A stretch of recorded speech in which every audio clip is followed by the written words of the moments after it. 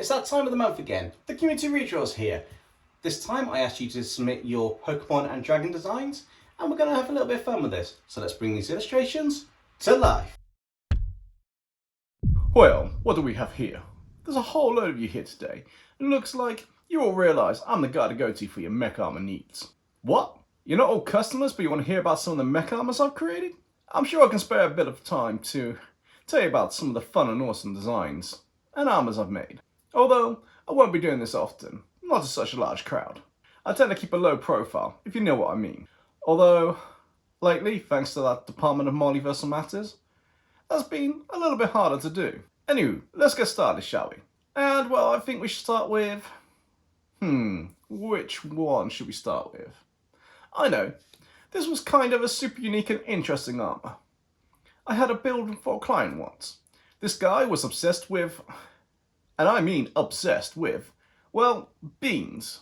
Yeah, you heard me right. He was obsessed with beans. You know, like baked beans. He wanted it based on this Pokemon he worshipped. A godlike Pokemon called Nihilobenius. Apparently, it was the first and last of its kind. The only one to exist, or at least, that's what he said. Despite its rather unique look, it was one dangerous Pokemon, let me tell you. It was also a massive, and I mean, seriously, this Pokemon could expand the size of its limbs and basically had no limit. Although, it did stay around 30 feet long. Apparently, this Pokemon had a spiteful nature, and the guy who had this Pokemon as his deity, or whatnot, went by the name of Zine Ifson. I think he called himself that, or something like that. He wanted an armor that could aid him based on his true god Pokemon, as he called it. I'm not really one to judge on what people want, but this armor was a little bit on the, I guess I can say on the specialist side. I have to say this armor has some of the coolest and most challenging features I've added to an armor to date. I mean, seriously, other than being made of hundreds and even thousands of tiny parts, this armor had to replicate the absolute insane ability of being immune to all kind of insta-kill attacks. I mean, seriously, how do you make something that is immune to an instant death attack or event? Wait, so this armor has invulnerability to death, or resistance to death. Is that even possible? Invulnerability to death? Maybe somewhere out there that's kind of possible in the multiverse and all the multiple dimensions, but it's not anything Nexum here has come across, if you know what I mean. That being said, I did have a small personal shield, doohickey type thing, that I salvaged from a containment unit, a device that generates an instant shield that recycles air inside of it. Completely sealed, and I put it through a few tests. I mean, seriously, there wasn't a thing in my arsenal that could put a dent in this shield. It was the closest thing to what this client requested, and they seemed to be happy with that one. The shield made it resilient to all types of attacks. Still though, this was one of the strangest armor requests I've had. Well, it's about time to show you this armor and let you decide if you like it or not.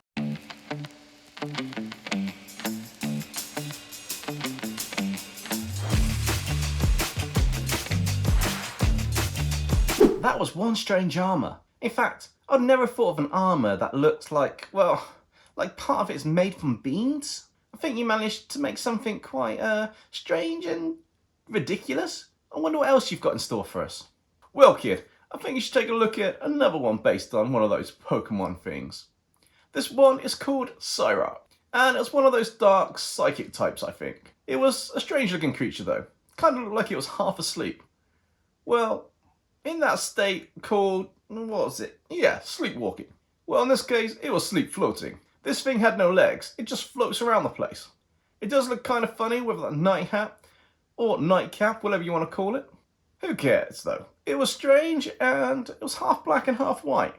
Kind of think of it, it looks like a kind of sleepy floating yin-yang creature. The eyes were yellow, and had a hypnotic look to them. Kind of fun looking and kind of creepy at the same time. My first experience seeing this thing was when the client walked in. This Pokemon was lashed onto their head like a living beanie. So what happened when you first saw it, looking like a living beanie on the guy's head? Huh, well, it took everything I had not to laugh at them. Must say, I managed to hold it in. Well, until after they had left, but that was one of the funniest things old Nexum here has ever seen. Not much is known about its powers other than it can put people to sleep and move things telepathically with its psychic powers.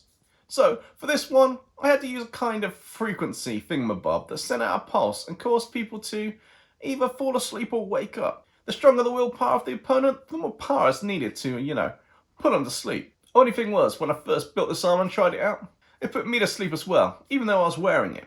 Not a useful feature, and certainly not something that I could sell to a client. Thankfully, after a bit of searching and tinkering, I managed to add a lining to the armor that stops the type of waves that will cause this effect to happen. Pure genius. And it also meant that the client wasn't subject to other Pokemon using a type of sleeping psionic wave. Okay, that was a cool idea, because using an attack that backfires on yourself, well, it's definitely useless, and honestly, only a fool would want to have that. Well, the armor does kind of look cool once I was done with it, although I did have to make it match the feel of the Pokemon, and I think that made it work. There's just one part of this armor that I was a bit uncomfortable adding, to be honest, and I wasn't too sure of it. It was the only feature the client had requested the armor had the whole time and said it was an absolute. So, this is the first mech armor that Nexum has ever made with, well, a nightcap on it.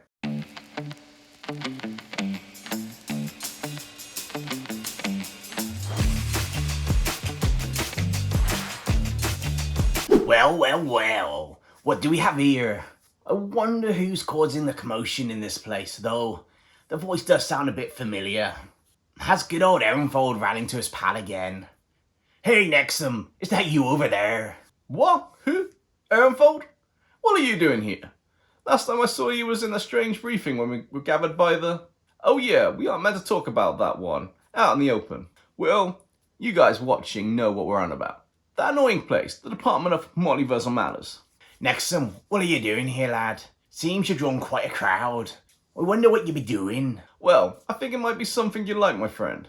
These fine folks here want me to tell tales about the mech armors I've made, and I was just about to talk about this one based on a dragon from your dimension, but I think it might be better if you told them about the lumbering dragon. I'm sure you're up for it, aren't you? Aye, lad, that I am. Gather round and open your ears. Good old Ehrenfold here will tell you about one of the beasties from our homeland, called the lumbering dragon. Don't let the name of this beastie fool you, though. This is a lumbering dragon, not a slumbering one. Har. This beastie has been known to stand on its hind legs, and is slower on land compared to water or air. Brown in colour with a yellow underbelly and wings. This creature has 3 sharp metal spikes coming out of its front legs, where an elbow would be, or rather where the bend of the leg is. This beastie also has a scar over one of its eyes, normally formed by battling others of its kind. These beasties are hunted though, for the axe-like bone on their tails. The bones are super strong and durable, perfect for cutting down trees to make dens or lodgings. However, slaying one of these beasties is far from easy. Fast at swinging their tails and strong as 10 men, the lumbering dragon has been known to throw trees they cut down at those that would attack them. That being said, Ehrenfold here has managed to slay one of these beasts and made its tail into a battle axe. Well, who said its only use was to cut down trees? Cutting down some enemies, 'tis a far better use of this fine feature. That being said, Nexum, my boy, looks like you had fun with the armor for this one. Well, yeah. Even though it's a bit of a lumbering powerhouse, this one made a nice change from that slumbering style Pokemon mech armor I showed last time. Well, I think it's about time I showed you how this lumbering mech dragon armor came out. Hey Ehrenfold, what do you think of this one? Yeah, Ehrenfold, does this armor hold up against the actual dragon it was based upon?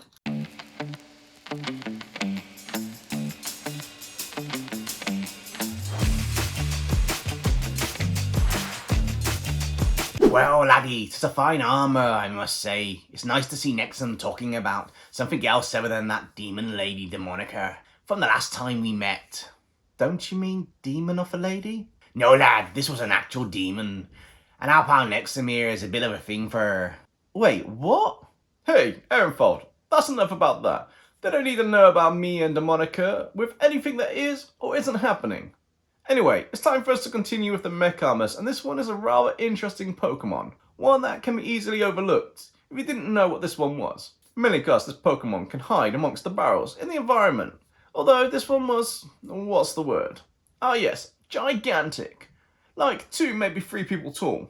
Apparently this one is known as Drumaton, and it's the final evolution or form for this Pokemon. Either way, he had a rather interesting attack. Whatever this thing was, it had a kind of a liquid that could heat up, and then it could fire like an explosion around it. I asked the client if they were sure they wanted to have this, and I think the idea of being a walking exploding armor was exactly what they wanted. Not sure it was the best idea, but the client always gets what they pay for, and this time was no exception, let me tell you. In terms of features, there were 2 main ones for this armor. Holding the type of liquid that the Pokemon produces to do a similar explosive attack. Well, that was a task to make this armor look more like a barrel in kind of transforming mode, yet at the same time be sturdy enough from the material to withstand the explosive blast that it can cause. Though, that wasn't the toughest part of this design. So what was the toughest part or problem with you on this one? I mean, this armor's looking a bit rustic, and a barrel form is kind of cool, but compared to what you did with the previous mech armors, what problem could you have had with this one? Aye, Nexum. The lad does have a point, you know. Okay, so the key part of his attack was he has to coat the armor in a boiling version of the liquid, and the user then slams their hands together to make a massive clap. This causes the boiling form of liquid to, well, explode. Coating the armor is one thing, and the material is tough enough to take the heat. I did fit the armor with a super cooling interior, so the heat wouldn't be a problem, but having a liquid constantly heat up and coat it without causing the stored liquid tanks to explode was a task in itself. But Nexum here, being the genius that I am, figured out a cool and unique way to do this. Not that I can share this bit of juicy information with just anybody. Either way, the client was happy with the armor, and it worked a treat.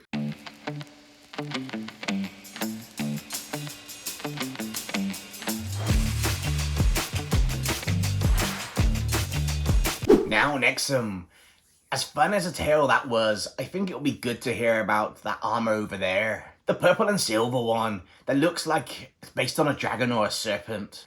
That one has caught old Ehrenfold's eye. Trust you to spot one that's based on a beast like a snake from the Pokemon world. Okay, we'll talk about this one next, seeing this is the first time you've asked about a specific armor, and I can't refuse it from one who's been on a few life and death adventures with me, now can I? Well, I can, but that just wouldn't sit right with me. Or with you guys watching, will it?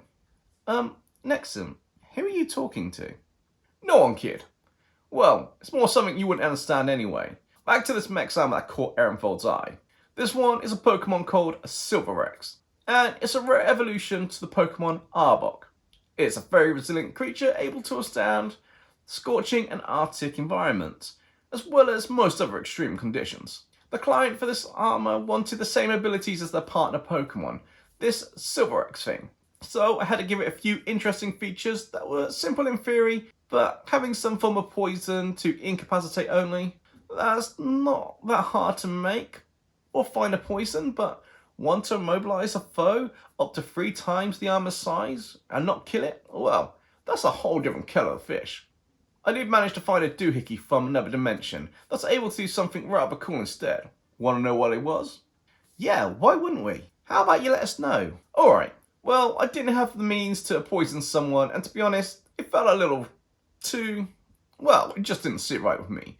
Especially not for the price this guy was paying. So I, it's a TV show in that dimension, but I think it would be like, yes, it's like Ghost Help. Like a magic servant or something. Anyway, they called this thing a stand, and something only visible to those who use stands, but the idea was kind of tangible and intangible thing that can bind or trap its opponent. So I used this type of light hologram thing that I programmed to look like another Silverex, but different in colour, kind of a yellowy colour and slightly transparent. This thing can swap from solid to phase in order to ensnare or trap its opponent, or whoever they're battling. Apparently, this armour had to be made with rather unique material. Nexum, what be this material? Is it sturdy and a strong one? To be able to slay the hide of a truly demonic beast? Well, I'm not sure about that, but it's tough as hell. It's a rare metal that can only be created by the Silverex thing, and it's something called, a metal coat, an item to evolve certain Pokemon. That and a dark stone. There's another one of those evolutionary items or whatever. It makes something called shadow iron. It's rather cool material to work with.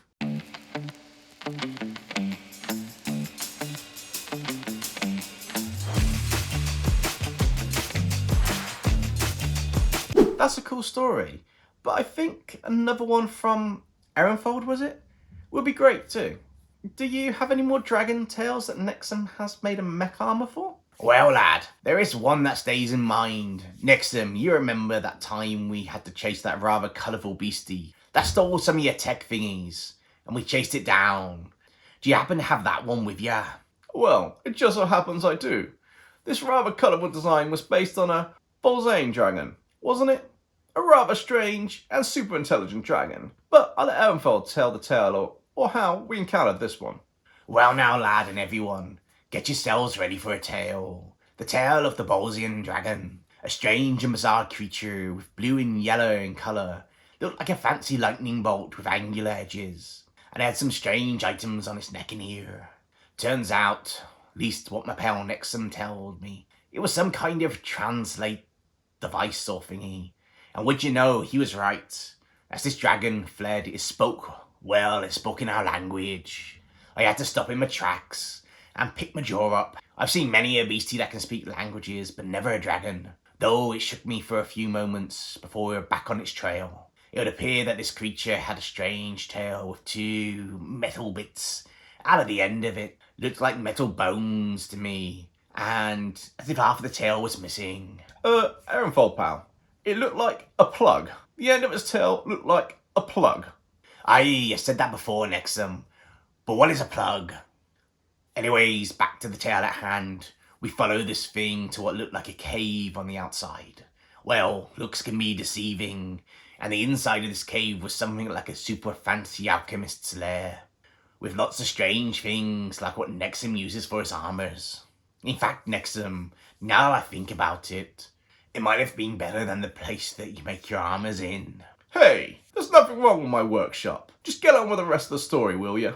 Well, lad, you see, this creature could use lightning attacks after sticking his tail into something in the wall and, well, powering up. The next thing I knew, bolts of lightning were flying at me. As it shouted for us to get out of its lab, I think it was called, a small scuffle ensued, and we had eventually talked it out with the beastie. I think it said its name was Heismer.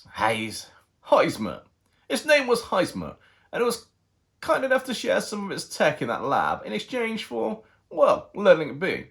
Took a while for me to convince Ehrenfold here not to slay the damn thing. Give me a black order deal of any day of the week. Other than doing that again. You're a stubborn one, aren't you, Ehrenfold?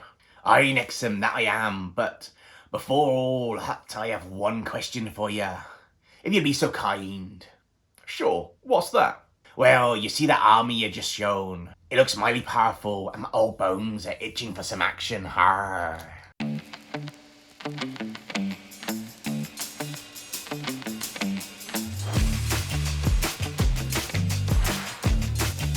What did you guys think of today's community redraw?